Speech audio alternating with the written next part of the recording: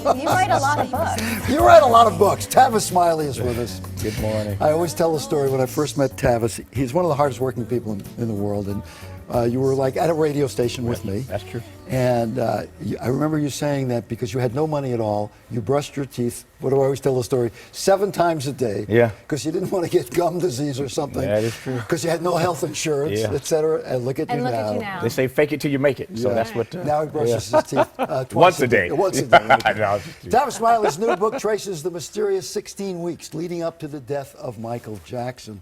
Moving beyond speculation and gossip, Michael Jackson, Before You Judge Me, the triumph and tragedy of Michael Jackson's last days, is a book that, I'm looking at the book, there's a lot of Michael Jackson in there, but there's a lot of you in there as well. Yeah.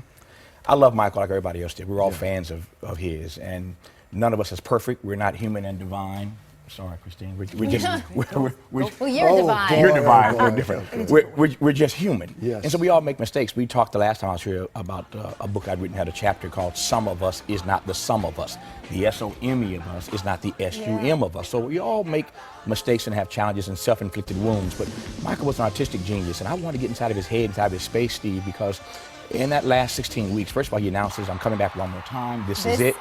I get I get my plane tickets. I get my hotel reservations. You call his mother to make sure you can buy a ticket. I'm calling all the favors I can call in. Right. Yeah.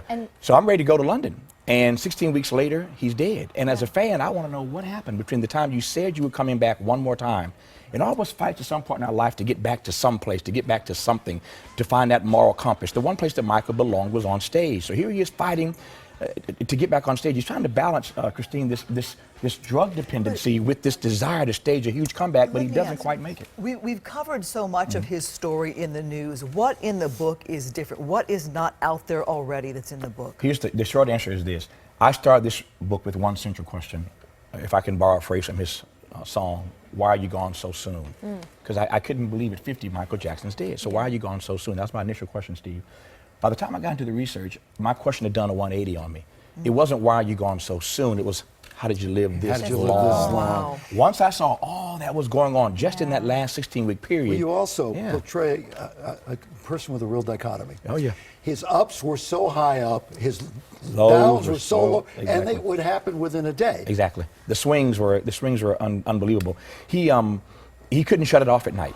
So He couldn't sleep. That He couldn't insomnia sleep. was part of the drug and his use. mind is going so much. It's I'd hate to be in a space where, I mean, I have nights where it's difficult to get to sleep, but on a nightly basis, you can't shut it down. So you're taking propofol by night and getting Demerol shots by day. That cocktail is going to kill anybody at some So we know point. what actually killed him. Yeah. The drugs. Yeah. But what really killed Michael Jackson? That's a very good question. Drugs, and quite frankly, greed. Michael made mistakes. We all make mistakes. Again, we're all human. But the greed, Michael started out agreeing to do 10 concerts. That goes from 10 to 20 to 30 to 50. Financially, There's no way. didn't That wasn't his financially greed. he needed the money? That's my point. Michael's desperation on the one hand is a part of the equation, but the greed of corporate America. Well, but it was also Michael's greed. He wanted to buy the big estate in Las Vegas. He wanted the money for that, so he kind of succumbed to that a little bit. I want to ask you a bigger question here. Michael had flaws. For some people, it was beyond flaws. Michael was a monster. People who love Michael Jackson never want to hear that. But some people say, we don't care what talent he had.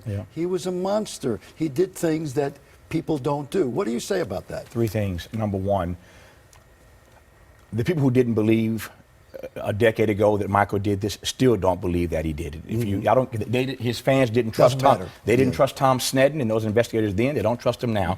So nobody's opinion on this thing has changed because of these allegations. Nobody's opinion has changed, number one. Number two, let's be frank about it. Since you asked, I'll go there. There are people in this country who have been accused of doing the same thing that Michael was accused of doing it. In this business, they still work and they're still celebrated. Some of them left the country, didn't want to stand trial. Michael stood trial, was acquitted. They've run outside the country, have never come back. So let's not act like Michael is the only person accused of having done this. That doesn't make it, It doesn't make it okay. It certainly doesn't. Tavis, there's only one Michael Jackson. There is. Yeah, there's only one Michael Jackson. But my point is, though, America has a strange and funny way of deciding who it wants to celebrate and who it wants to denigrate, who it wants to elevate and who it wants to demonize. We have a funny way of doing that, and there's some politics and race all But mixed let's up talk in about that. Michael. You are a fan. Yeah. You wanted to go to the concert yourself. The molestation charges. What would you say about that? So first of all, it's not covered in our text. So our book, again, looks at the last 16 weeks. Okay. What I would say is this, that Michael didn't live in peace, he didn't die in peace, and they ain't gonna ever let Michael rest in peace. Can you kill a dead man? You certainly can. And so from the grave, Michael doesn't have a chance to respond to this. All we know is that we have a system of jurisprudence. Michael was in that system. He stood trial and he was acquitted. Now we're all entitled to our opinions, and I don't begrudge anybody their opinions. I'm just saying we have an unfair way of how we decide who we want to let off the hook and who we want to Well, when you start demonize. talking about children, Yeah. it's easy to demonize someone Absolutely. if there's an accusation Absolutely. there. Sure, So reading this book, it felt like I was in Michael Jackson's head. Yeah. How did you get access to his thoughts? A lot of the stuff was hidden in plain sight. The trial of his mother suing AEG, the concert promoter, they had to reconstruct his life for the last 16 weeks. When the state went after Conrad Murray, they had to reconstruct his life for the last 16 weeks. So a lot of the data is hidden in those transcripts. It's laborious to go through, but a lot of stuff is in those And the transcripts. music. I'll Yeah, tell and the you music, what. of course. A lot of music. Just to read what happened in a few Yeah. days of the rehearsals Yeah. is worth the price of admission. Yeah. We talk about the highs and lows. One day it doesn't look like he can walk 3 steps. The next and day he kills. Nails He's killing it. them. Yeah, exactly. Nails it. All right, Exactly, so yeah. much more to talk about and, always with and a Tavis. series is being made? J.J. Abrams, who, by the way, had his 50th birthday yesterday. Happy he did. 50th birthday to J.J. Abrams. But what has he ever done? Yeah. Tavis has a book signing tonight at Barnes & Noble at the Grove at 7 o'clock. My old friend Tavis Smiley. Thank you very Good much. to see you. Thanks for How many being here. books have you What's written? next?